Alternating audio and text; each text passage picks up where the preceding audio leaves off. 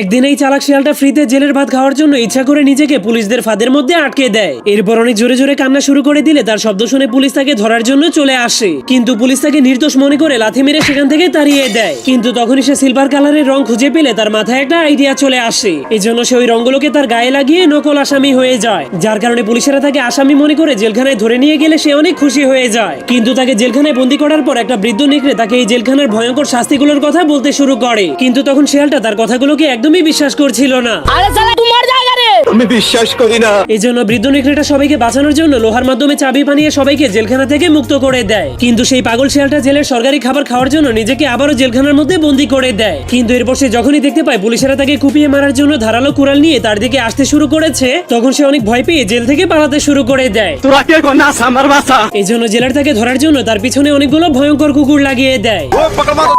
কিন্তু তখনই পানিতে নামার কারণে তার উপরে লাগানো নকল রংটা